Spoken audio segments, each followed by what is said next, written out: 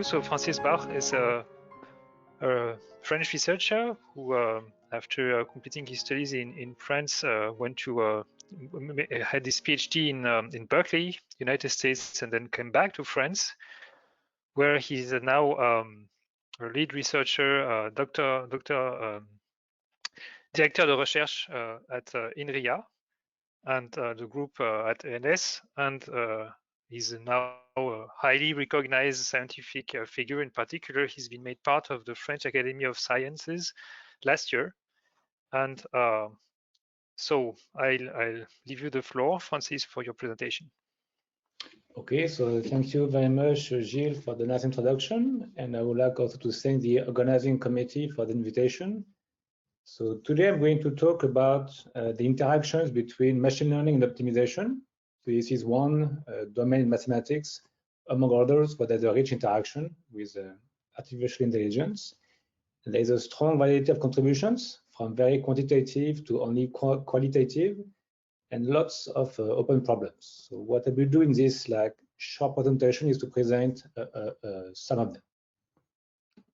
So I will focus primarily on parametric supervised learning, but everything I will talk about could be extended in principle to other forms of learning. And the goal will be to predict y given x once you observe a set of observations, so the training data, so xi, yi, xi can be an image, yi can be a label on that image, and the goal is, given the training data composed of n pairs xi, yi, is to predict a new y given some x.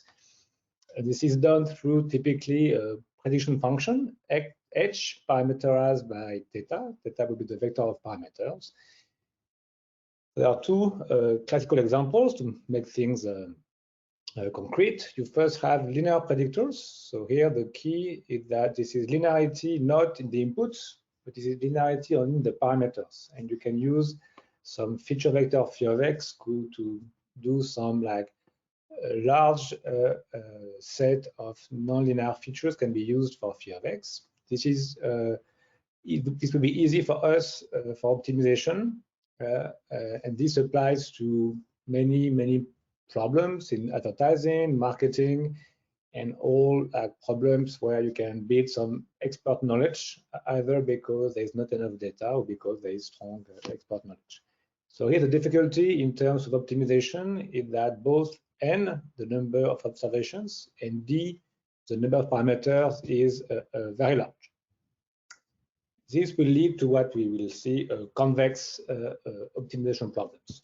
Then, as Jan mentioned, there are many areas where linearity is not enough, and computer vision is one, but also natural language processing, also speech processing.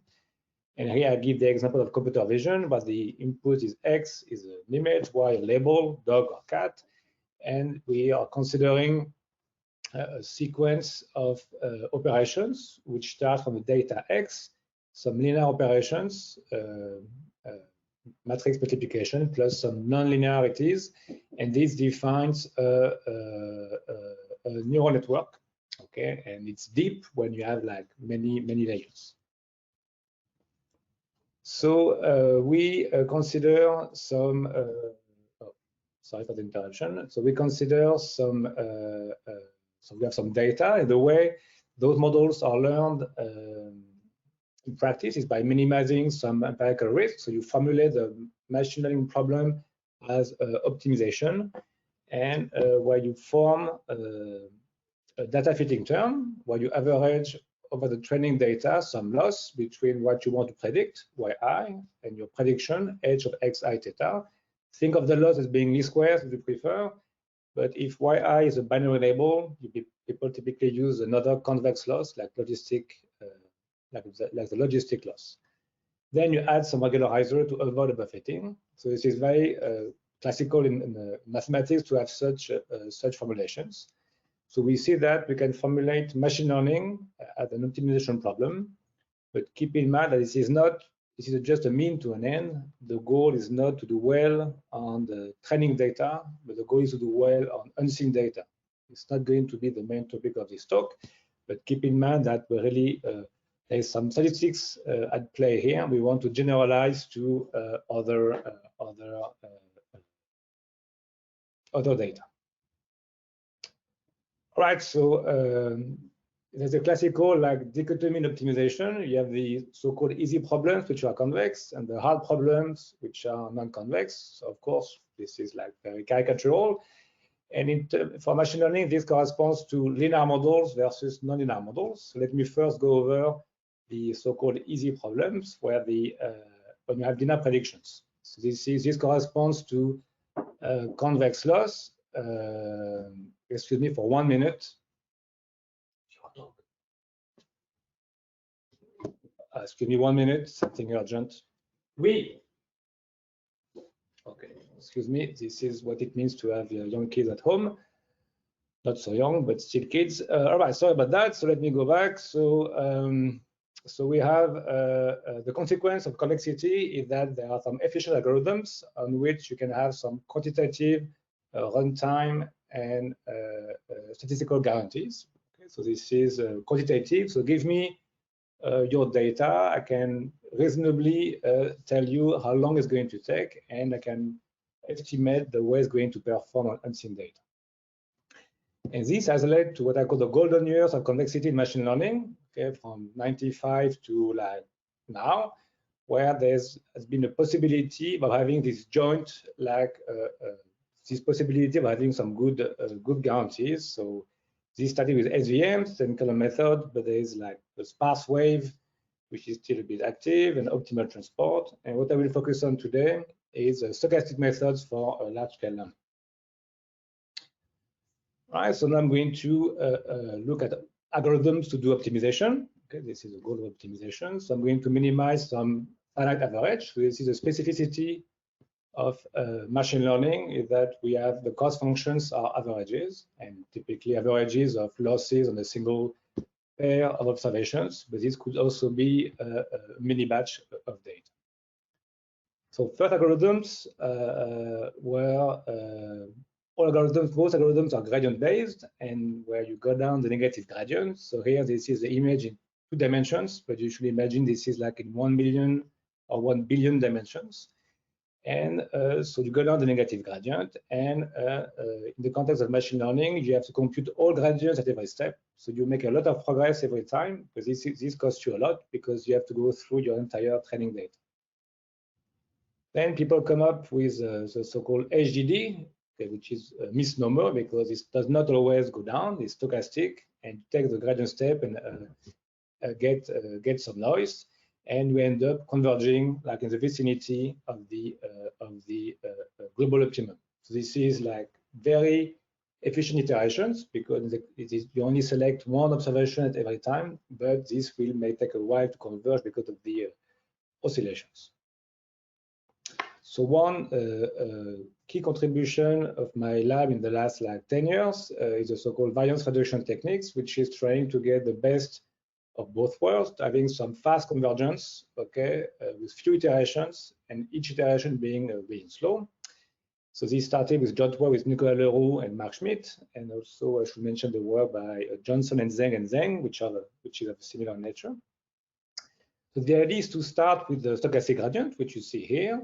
And the idea behind stochastic gradient is that it is unbiased, in the sense that if you take the expectation with respect to the random selection of your function, so I have n functions, I select one at random, which is indexed by I of t. If I take the expectation with respect to I of t, all the rest being equal, I get the average of all gradients. So I get the full gradient.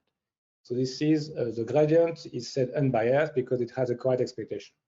The key issue is that the variance is still quite large. So one possibility is to try to reduce the variance of this estimator. Okay, this is a classical concept in applied mathematics, and you can apply this to gradient descent. And the idea is to add or to subtract a random variable. So here's this one to the gradient, and to add on top of it the expectation of that random variable. Okay, so if you take the expectation with respect to I of t here, you get the average of all yi's, and this has 0 expectation. So since this has a correct expectation, the whole thing is still unbiased. And this will work if this random variable and this one are strongly correlated. And this will be possible if yi is related to recent gradients.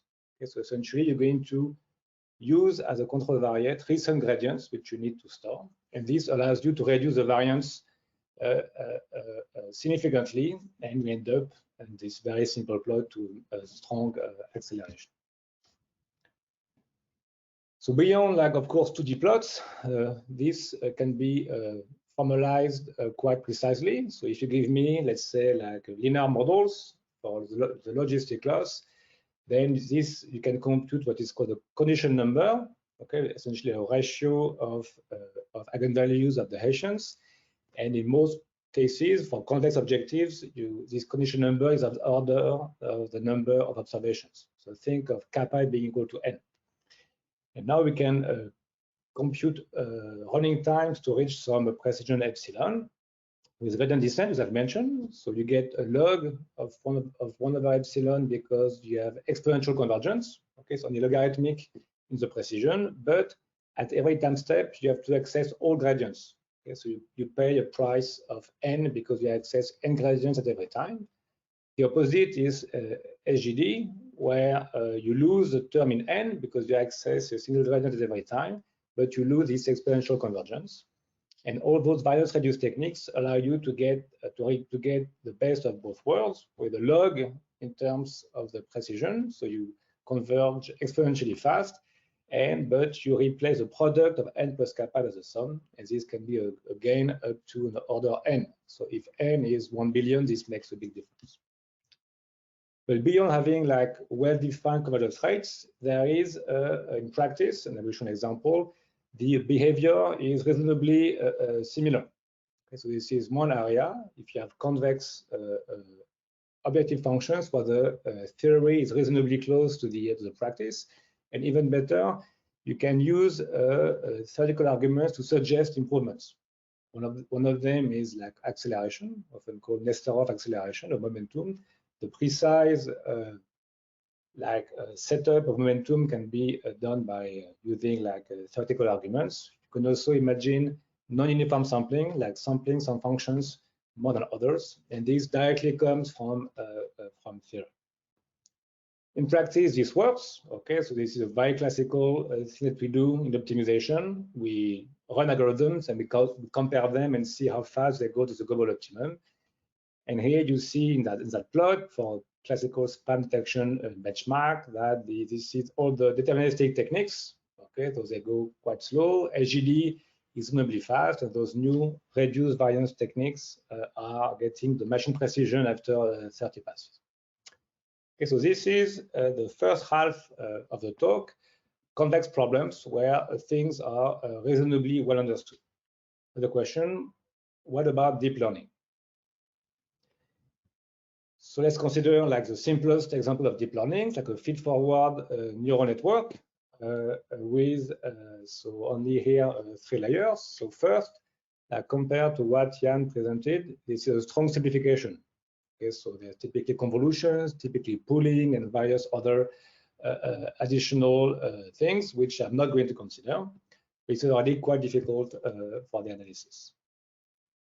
So there are 2 difficulties which are associated with those problems. The first one is the non-convexity of the objective function, which will be the main focus of the rest of this talk, but also some statistical issues. Okay, clearly, optimization is not the only like important subfield needed to understand machine learning. So this is really important in terms of statistics, or difficult because typically the number of parameters, the number of neurons tend to be quite large. Okay, so this is often called the over-parameterized regime. So this is causing potential problem statistics. This starts to be reasonably well understood, at least for a few hidden layers. And today I'm going to see how we can use this over-parameterized regime to show some nice properties about optimization. So first, what can go wrong if you have a non-convex problem? And so the classical thing that can go wrong is local minima and stationary points. So this is like in 2D again, where I have like some profile, and I have like one global minimum, a few local minimum, and some stationary points. And all gradient-based techniques may get stuck in one of those. So in terms of guarantees, what could we hope for? So the first thing to hope for is that at least locally, that you do things which are locally correct. Okay, so for example, you may want to get away from those stationary points and reach at least one of the local minima. Okay, so this can be done by adding some noise on top of the gradient descent with nice papers there. But this is just local. What we would like to have is some global guarantees. The first bad news is that if you want to consider the class of all convex smooth problems, you will not have any global performance guarantees. And the counterexample is essentially functions like that, where it's flat everywhere except in a small region. And in order to find a global optimum, we have to find that region. And the issue is that in high dimensions, the volume of that region will shrink exponentially fast in dimension. So you will be very unlikely to find that region unless you're very lucky.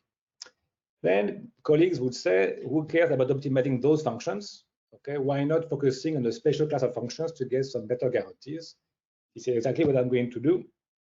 What I'm going to do for neural nets. So I'm going to focus for the last 10 minutes of the talk on gradient descent for a single hidden layer. Okay, I'm going to simplify this a lot, where I have this single hidden layer. So this is a neural network where I go from inputs x to the output h of x theta, and I have two layers of weights. This is the input weights theta 1, the output weights theta 2, and so the key benefit of only using a single hidden layer is that you can see the prediction function as a sum of prediction functions which have their own parameters. Okay, so there is no direct sharing of parameters. There's a sharing of parameters for the last layer, but those parameters, okay, those parameters for the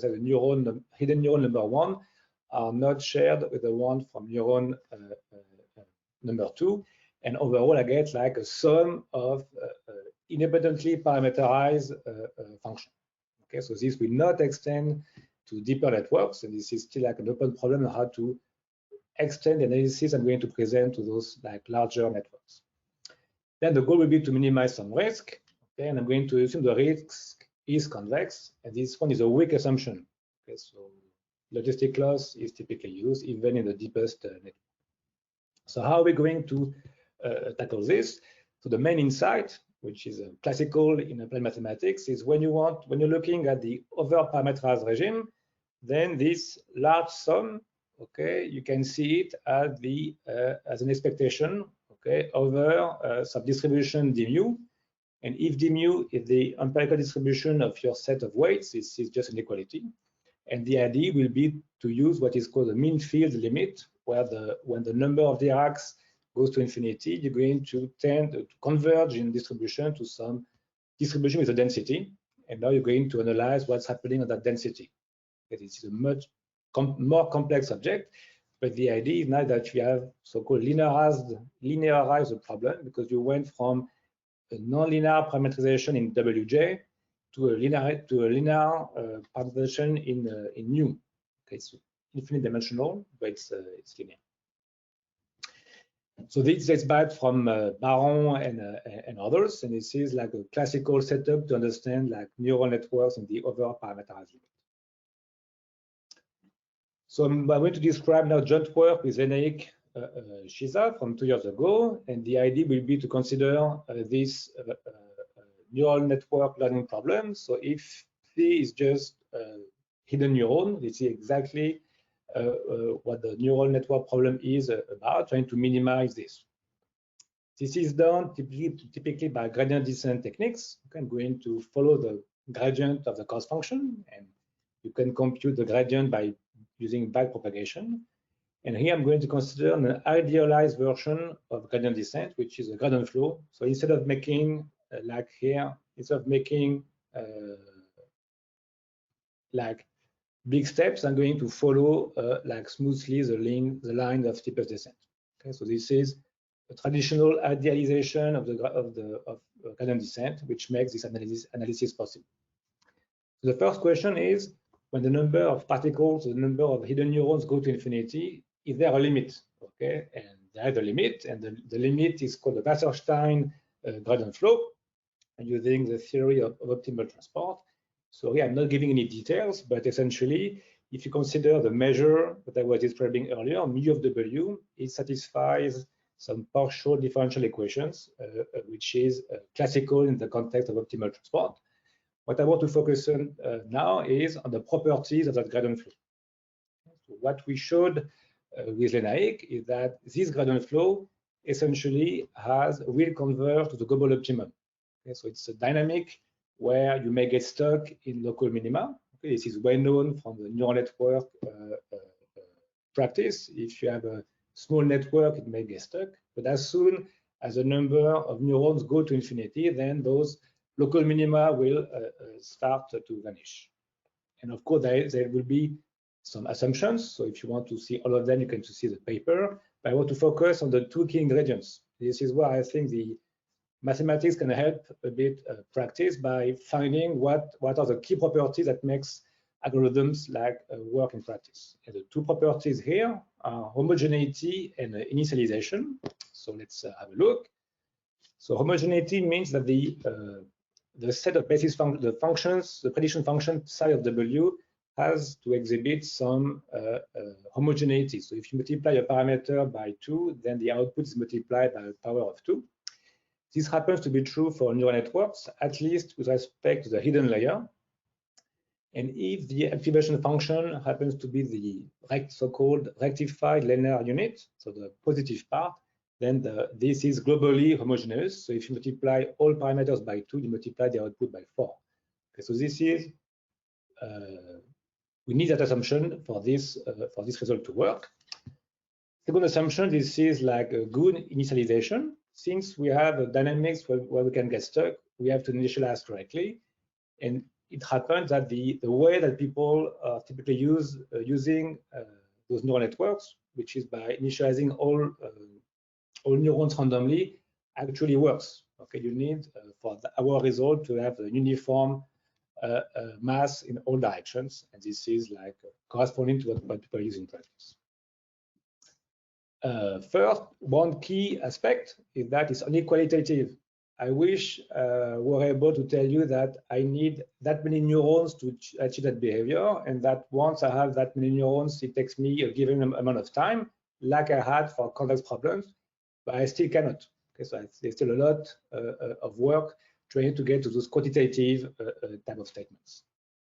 And before concluding, give me like a very basic example in 2 dimensions. And this can be extended to higher dimensional problem, but this is easier to see in 2 dimensions. So I'm going to generate data from a neural network, from the output of a neural network, and then I'm going to try to learn the parameter of that neural network. This is my neural network, and I'm going to be in 2 dimensions. Okay, so I have like every neuron has 3 parameters, like 2 there, 1 there. And because of homogeneity, I can represent them as lines in 2D. And so I'm going to, so my optimal predictions have 5 parameters. So as soon as I have more than 5 neurons, I'm able to reproduce totally the network if I can avoid local minima. Okay, so here on the left, I'm trying with 5 neurons, here with 10 neurons, and here with 100 neurons. What you can see that with 5 neurons, then you get stuck. The gradient flow, which is shown here, will not converge to the 5 lines that were generating the data. While if you have lots of neurons, okay, and this is when you reach this mean-field limit, then all neurons end up being along those 5 lines. Okay, so this is what our algorithm, what our result is suggesting. What we have also, and this is like totally open, is when you are in the intermediate situation, where you have like more than 5, but not like a lot, you will still get with very high probability convergence to the global optimum. I then have some video to highlight the fact that the dynamics is quite complex. So you initialize close to 0, okay, and then the neurons will move, okay, and we end up converging to this nice correct directions. So let me conclude. So I've tried to present like 2 areas of optimization which are related to machine learning. And the first one was based on convex models, and this applies to linear models. So here, linear in quote because this is linear the parameters. This is still like used a lot in practice, and this comes with quantitative guarantees. Give me the data, I can tell you in advance how long algorithms will run, in very much the same way as numerical linear algebra. However, when you go to non-convex problems, okay, the main examples are neural networks, then those guarantees are, for the moment, only qualitative. We don't know, at least we don't know how to prove. Okay, there's a lot of practical evidence, empirical evidence showing that they work a lot in many situations, but we are still like struggling in terms of mathematics to prove beyond signal hidden line.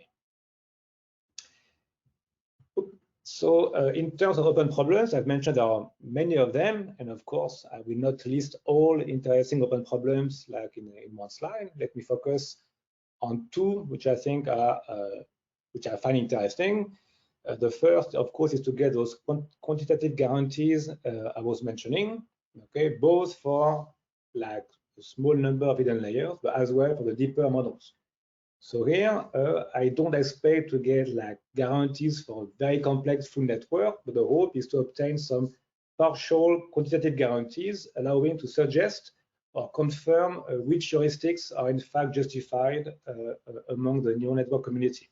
There are many algorithms which are proposed, and some are justified, some are not. And the hope is that by doing this analysis, we can distinguish which ones are likely to be working more generally. In particular, when you want to go beyond neural networks to the more general area of differentiable programming, some problems will be tractable, some will not, and I think some will not. And I think this is a very important task for mathematicians to help design those architectures. Second key open problem, this is distributed optimization. So clearly, when your data are stored in multiple machines, or if you want to benefit from the running speed of multiple machines, you have to multiply machines. And what you hope is that if you use 100 machines, your algorithm goes 100 times faster. This is not really the case. And this is a very active area trying to show that you can get those so-called linear speedups, both in the convex case and, of course, a posteriori in the non-convex case. And to the final conclusion, I want to highlight that there is machine learning is not reserved only to optimization and statistics. Okay, so we'll see like talks on topology later today. But I want to highlight 2 fields, 2 subfields of mathematics, which I think are starting to play a bigger role at the moment. I've mentioned Wasserstein gradient flow. So this is very, very classical in the analysis for people coming from partial differential equations. And we see more and more when we try to analyze those systems which are made of many neurons that they end up, when you let the number of neurons go to infinity, they end up converging to some partial differential equations. And we need like researchers from those areas to tackle those problems. And finally, I think Jan mentioned reinforcement learning, which is just like one formulation of control problems. And clearly, I see more and more relationships between control theory and machine learning being done now and in the very near future. Thank you for your attention.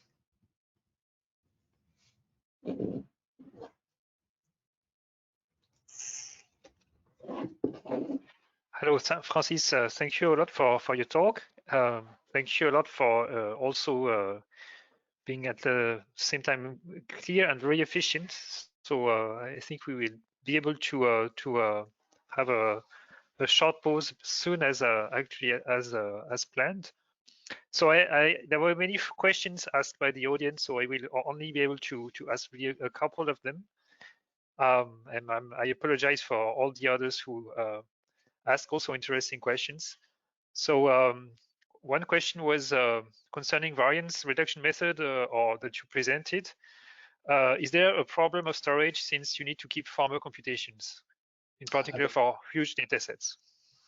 That's a very good question. Okay, so indeed, in the first versions of variance reduced techniques like SAG or SAGA, then indeed you need to store the gradients. So if you have like n gradients in dimension d, you have to store the nd, like a storage of size nd, so almost the size of the data if you have linear models. So this is indeed an issue. So there are two solutions for this. The first one is for linear models, you realize that since your functions depends only on projections of your parameter vector to the feature vector, and the gradients are always proportional to the feature vector. So you're going to not to store the whole gradient, but just the proportionality constant. So you go from O of nd storage to O of n. This is for linear models. But if you play with more complex models, which are non-linear in the parameters, so then SVRG is for you, okay, by Johnson and Zheng and Jean and Badavi, where they don't need storage. So at the expense of 2 gradient evaluations per iteration, then you don't need to store. So there is a solution for linear models and beyond linear models. Okay, thank you for the answer. So another question. To what extent does the choice of the gradient method affect the training? Is there any impact on the performance or only on the training time? I think that's a good question. I think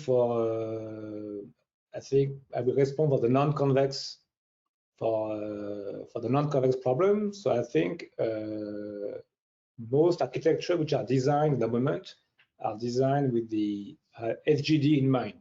Okay, so as soon as they are designed, gradient descent is applied to minimize them.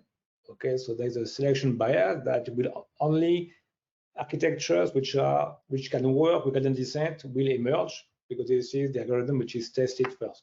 Okay, so you could imagine that there are other algorithms which are a bit different, but for which you may need to change a bit the architecture.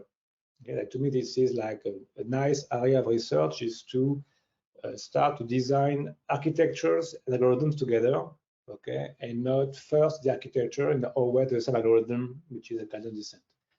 This being said, it's going to be hard to avoid some form of descent techniques, but you could imagine like things which are more complex than pure descent techniques.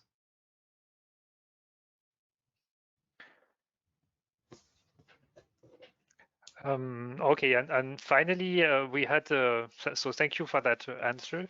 We had a couple of questions, I think, which I will summarize by saying, about either the case where you can choose examples or change the distribution with respect to your sample examples. So kind in a direction, I would say, of active learning or changing the distribution.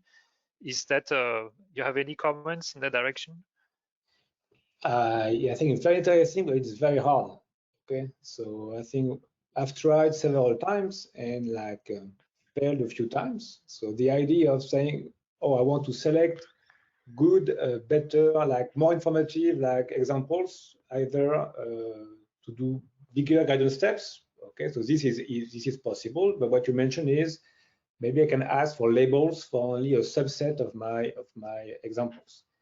So they are like classical heuristics, which is essentially to select points which are close to the margin, so for which your current model is most uncertain, but this is not always convergent, and trying to design an algorithm for active learning, which is doing better than uniform sampling, is difficult.